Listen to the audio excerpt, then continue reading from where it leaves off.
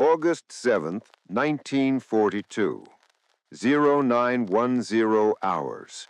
First wave of Marines hits the beach at Guadalcanal. No resistance, no enemy fire, not a single shot. 11,000 men landing on a hostile shore, walking onto the beach like it's a training exercise. By 1400 hours, 6 hours after the first landing craft touched sand, the Marines controlled the airfield, captured Japanese equipment, captured Japanese food, captured Japanese maps showing exactly where everything was located. Officers were already writing victory reports. Men were joking about how easy it was. Some were swimming. This was going to be the shortest campaign in the Pacific War. They were wrong. Guadalcanal would last 6 months, cost 7,000 American lives, sink dozens of ships, become the turning point of the Pacific War. But in those first 6 hours, nobody knew that. In those first 6 hours, it looked like victory, easy victory, the kind of victory that makes you careless, the kind of victory that gets you killed. This is what happened in those 6 hours, why the Marines thought they'd won, and why they were catastrophically mistaken. Guadalcanal wasn't supposed to happen, not in August 1942, not with 11,000 Marines, not with incomplete intelligence and no idea what was actually on the island. But Admiral Ernest King wanted an offensive, wanted to stop sitting back, wanted to hit Japan somewhere, anywhere, show that America could attack, show that the Pacific Fleet could do more than defend. Guadalcanal was chosen almost by accident. Intelligence photos showed an airfield under construction. If Japan finished that airfield, they could threaten Australia, could cut supply lines, could dominate the South Pacific. So King ordered an immediate invasion, ready or not. The Marines weren't ready. The 1st Marine Division had 6 weeks to prepare, 6 weeks to train for amphibious assault, 6 weeks to gather intelligence, 6 weeks to figure out what they'd be facing. It wasn't enough. They landed without accurate maps, without reliable casualty estimates, without knowledge of terrain, without understanding of Japanese strength. What they did know was this: there was an airfield being built. There were construction troops, probably no combat troops, probably no heavy defenses, probably an easy target. They were half right. There were construction troops, 2,400 of them, Korean laborers, Japanese engineers, Naval Construction Battalion, working to finish the airfield before the Americans figured out it existed. No combat troops, no artillery, no prepared defenses. The construction battalion commander, Captain Kane Monzen, had been warning Tokyo for weeks, saying they were vulnerable, saying they needed protection. Tokyo told him to finish the airfield. Later, never arrived. The Marines landed at 0910. Higgins boats hitting Red Beach and Blue Beach. Men expecting machine gun fire, expecting mortars, expecting hell. Got silence, jungle, heat, empty beach. They advanced inland, still no resistance. Found the first Japanese position at 10:30, abandoned. Rice still warm in the pots. Tools laid out like workers had just stepped away. Personal items scattered. Photographs, letters. Nobody there.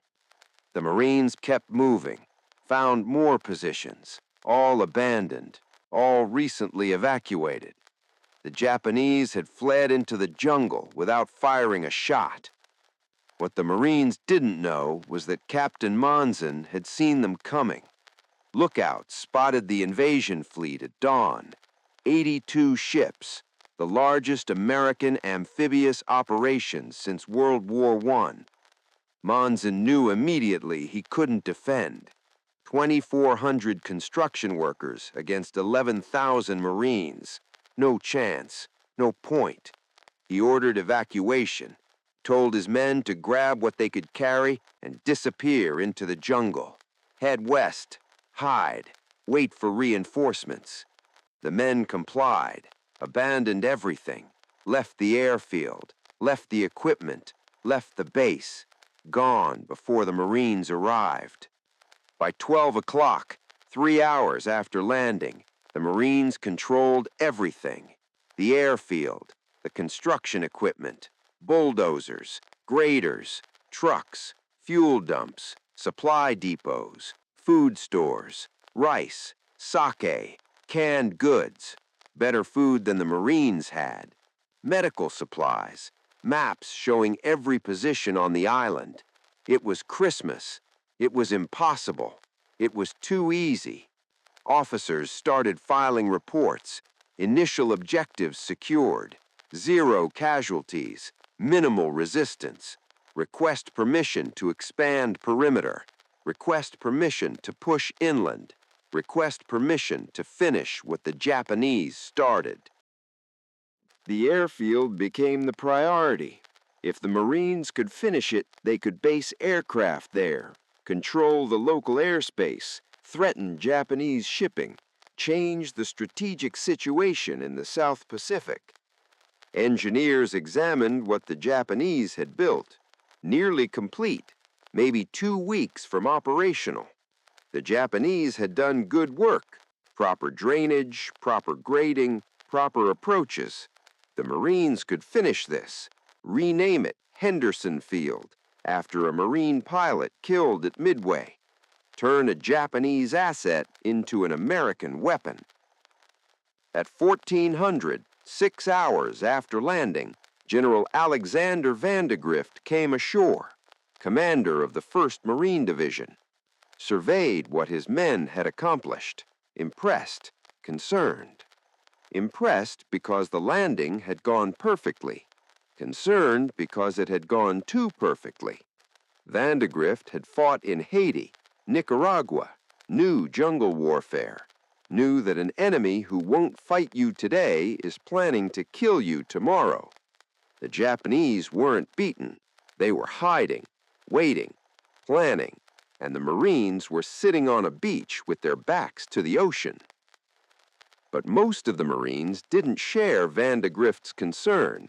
They'd achieved their objectives, secured the airfield, captured supplies, suffered minimal casualties. This was victory, easy victory. Men were already writing letters home, telling their families it would be over soon, telling them not to worry, telling them the Japanese had run away. Some Marines went swimming, some explored the jungle, some ate Japanese food and drank Japanese sake. This was supposed to be war, felt more like occupation. What they didn't know was that 70 miles away, Admiral Gunichi Mikawa was preparing a counterattack. He'd received word of the American landing at 0630, 2.5 hours before the Marines hit the beach. Mikawa commanded the 8th Fleet, 5 heavy cruisers, 2 light cruisers, 1 destroyer. Not enough to retake Guadalcanal, but enough to do something else. Enough to destroy the American transports, the supply ships, the troop carriers. If Mikawa could sink those ships, the Marines on Guadalcanal would be stranded, cut off, no supplies, no reinforcements, no way home. They'd die of starvation before Japan had to fight them. Mikawa planned to strike that night, sail through Savo Sound, catch the American fleet off guard, destroy what he could, withdraw before dawn. It was a suicide mission by conventional standards, 1 Japanese task force against the entire invasion fleet. But Mikawa had 3 advantages: night combat training, superior optical equipment, and the element of surprise. American radar in 1942 wasn't good enough to guarantee detection. American night combat doctrine wasn't developed yet. American crews were exhausted from 3 days of operations. They wouldn't see him coming until it was too late. Meanwhile, on Guadalcanal, the Marines dug in, established a perimeter, set up command posts, started unloading supplies from the transports. This was the critical phase, getting equipment ashore, getting food ashore, getting ammunition ashore, building up the logistics base needed to sustain 11,000 men in hostile territory. The supplies were coming off slowly, too slowly. Cranes weren't working properly. Landing craft were breaking down. The beach was getting congested. Officers were getting frustrated. At this rate, it would take a week to get everything ashore. They had maybe a day before Japanese reinforcements arrived. The Navy was getting nervous too. Rear Admiral Richmond Kelly Turner commanded the amphibious force. His ships were vulnerable, anchored off Guadalcanal, barely moving, perfect targets. He'd been promised air cover, promised fighter patrols, promised that Japanese aircraft couldn't reach him. But Japanese bombers had already attacked twice, came from Rabaul, 600 miles away. Turner's ships shot them down, but more would come. More would always come. And one day, the fighters wouldn't intercept in time. One day, the bombs would hit. One day, his transports would be burning. Turner wanted to withdraw, pull the transports back, come back tomorrow to finish unloading. Vandegrift said no. The Marines needed those supplies, needed them tonight. Tomorrow might be too late. Turner compromised. His ships would stay until 1800, 6 p.m. Then they'd withdraw, come back at dawn, and resume unloading. It was a gamble. If the Japanese attacked during the night, the Marines would be alone. If the Japanese attacked the transports during withdrawal, they'd be vulnerable. Either way, someone was at risk. Turner chose to risk the Marines. 1800 hours, 6 p.m., 9 hours after the landing. The transports withdrew, pulled back from the beach, headed north, left the Marines with maybe half their supplies, half their ammunition, half their food, half their equipment. Vandegrift watched them go, knew what it meant. His Marines were stuck. If the Japanese counterattacked tonight, they'd fight with what they had. No resupply, no reinforcements, no support. Just 11,000 Marines and whatever they'd managed to get off the ships. The Marines on the beach didn't understand yet. They'd had a good day, captured objectives, minimal casualties, easy victory.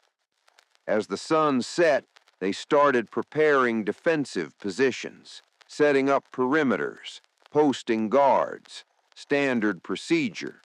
But they weren't digging deep, weren't building serious fortifications. Why would they? The Japanese had run away, probably wouldn't come back tonight, probably wouldn't come back at all. This was cleanup duty, occupation, not combat.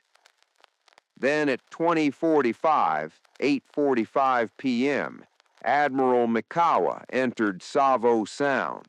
7 warships in single file, running at 30 knots, lights out, radio silence, heading straight for the American fleet.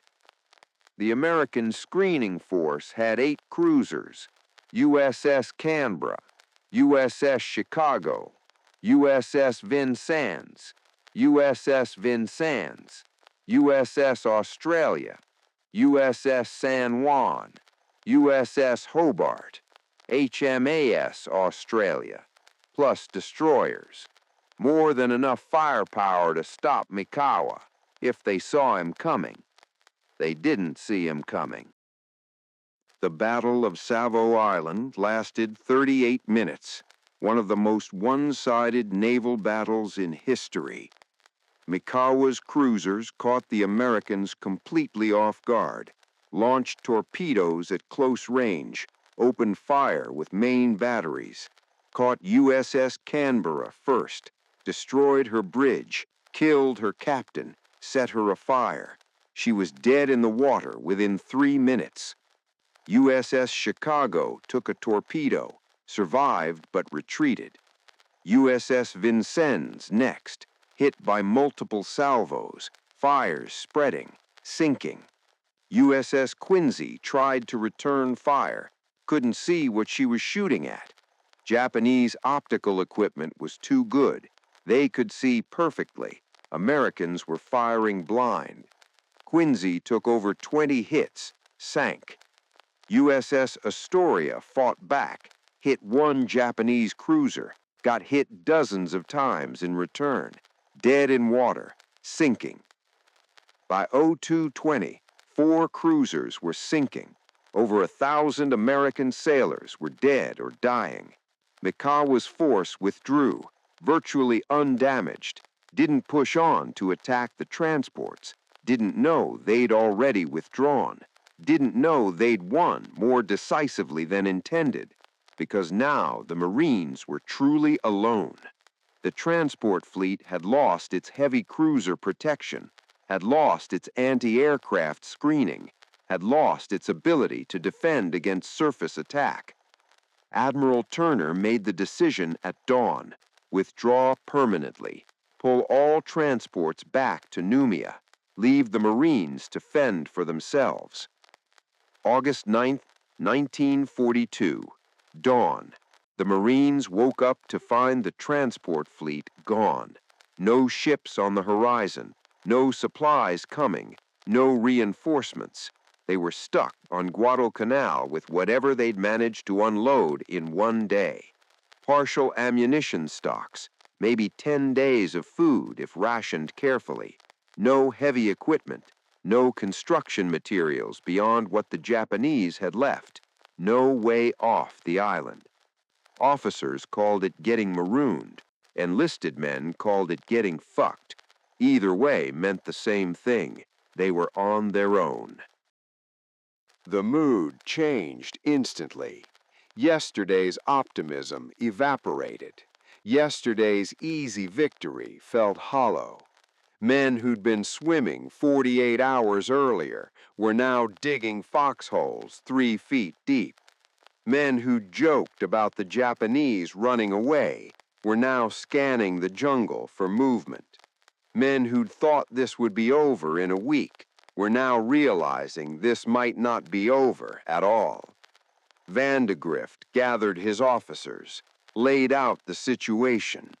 They had 11,000 Marines, controlled maybe 1 square mile, had an incomplete airfield that wasn't operational, had supplies for maybe a week, and somewhere in the jungle, 2,400 Japanese construction troops were hiding, plus more combat troops were certainly coming.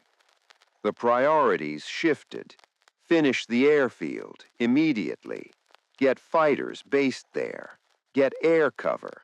Get ability to threaten Japanese supply runs. Stretch the food supplies. Implement strict rationing.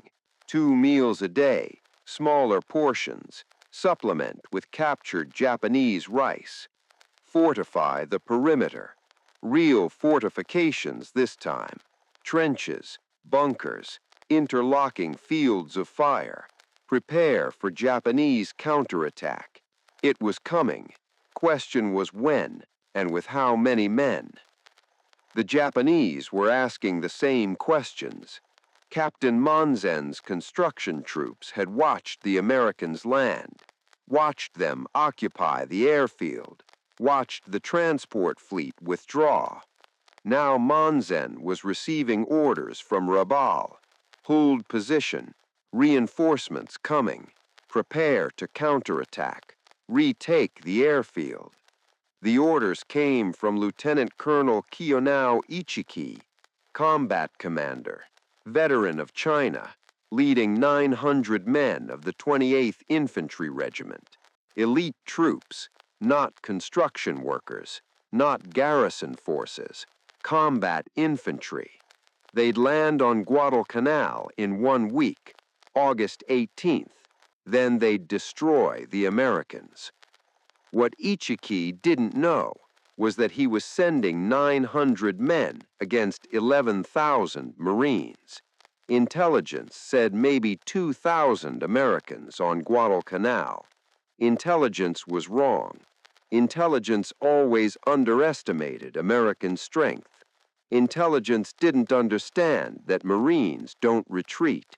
They dig in, they build up, they wait, and when you attack, they kill you. August 12, 1942. Henderson Field operational. 5 days after the landing. Marine engineers had worked around the clock, finished what the Japanese started.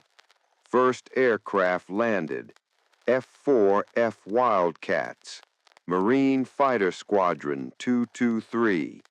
19 fighters, not many, but enough. Enough to patrol, enough to intercept, enough to give the Marines a chance. The situation was still desperate, still outnumbered, still outgunned, but now they had air power. Now they could fight back. Now they weren't completely alone.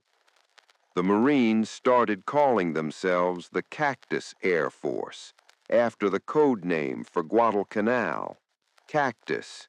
The fighters flew every day, intercepted Japanese bombers coming from Rabaul, shot some down, drove others away, protected the airfield, protected the Marines, protected the tiny foothold America had established on this miserable island. But the fighters needed fuel, needed ammunition, needed spare parts, all of which had to come from somewhere else, all of which had to run the gauntlet of Japanese submarines and aircraft and surface raiders. Supply became the primary mission, not taking territory, not killing Japanese, just surviving, just holding on long enough for resupply to arrive. August 21, 1942. 2 weeks after the landing. Colonel Ichiki attacked. 900 men, charging across the Tanaru River, straight into Marine machine guns. It was a massacre. The Marines had known they were coming, had prepared positions, had interlocking fields of fire. Ichiki's men hit the wire and died, hit the riverbank and died, hit the killing zone and died. Within hours, 800 of Ichiki's 900 men were dead, including Ichiki himself, burned his regimental colors, committed suicide. The survivors fled back into the jungle. First major Japanese ground attack on Guadalcanal. First major Japanese defeat. But the victory came at a price. The Marines were exhausted, malnourished, sick, dysentery spreading through the camps, malaria appearing, fungal infections from the constant moisture. Men were losing weight, losing strength, losing morale. This wasn't what they'd signed up for. This wasn't the quick victory they'd expected after those first 6 hours. This was jungle warfare at its worst, and it was only beginning. The campaign would last until February 1943, 6 months, 7,000 Americans dead, tens of thousands wounded, dozens of ships sunk. But Guadalcanal was held. Henderson Field kept operating. Japanese couldn't retake it, couldn't supply their troops effectively, couldn't sustain their counterattacks, and eventually they gave up, evacuated their remaining forces, ceded Guadalcanal to the Americans.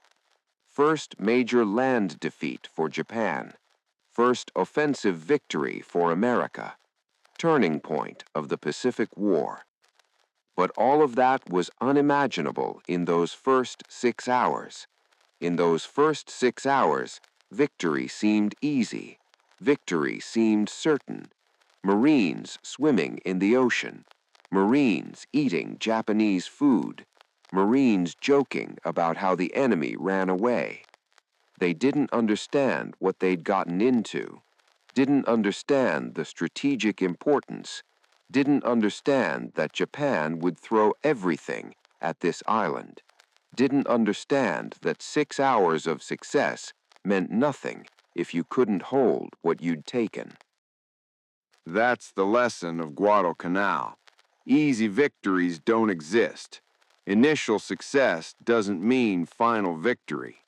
Taking ground is easy. Holding ground is hard. The Marines learned this the hard way. Learned it over 6 months of hell. Learned it through starvation and disease and constant combat. Learned it because they thought they'd won in the first 6 hours, when really the war was just beginning. But they held through malaria and dysentery, through Japanese naval bombardments, through banzai charges, through starvation rations, through monsoon rains. They held because they refused to quit, refused to give up Henderson Field, refused to let the Japanese win. And eventually, Japan blinked first, withdrew, gave up, conceded defeat. First time in the war, won't be the last. The first 6 hours of Guadalcanal matter because they show how wars actually work, how initial success breeds overconfidence, how taking objectives doesn't mean winning campaigns, how the hardest part isn't landing, it's staying, it's surviving, it's enduring until the enemy breaks. The Marines who landed on August 7th thought they'd won by 1400. By August 9th, they knew better. By September, they understood completely. This wasn't going to be easy. This wasn't going to be quick. This was going to be hell, and they'd have to endure it. 7,000 Americans died on Guadalcanal. 7,000 families received telegrams. 7,000 men who landed thinking victory was certain, who spent 6 hours thinking they'd already won, who learned the hard way that war doesn't end when you take the beach. It ends when the enemy stops fighting. And Japan didn't stop fighting for 6 months. Didn't stop until they lost thousands of men, lost dozens of ships, lost the strategic initiative, lost the illusion that America couldn't fight back. That's the story of the first 6 hours of Guadalcanal, when Marines thought they'd won, when victory seemed certain, when the Japanese had fled and left everything behind, when officers were writing victory reports and men were swimming in the ocean. 6 hours of illusion, followed by 6 months of reality, followed by eventual victory. But that victory was earned, not in the first 6 hours, in the 6 months that followed, in the endurance, in the refusal to quit, in the understanding that taking ground means nothing if you can't hold it. The Marines learned that lesson, paid for it with 7,000 lives, and won because they refused to let those deaths be meaningless.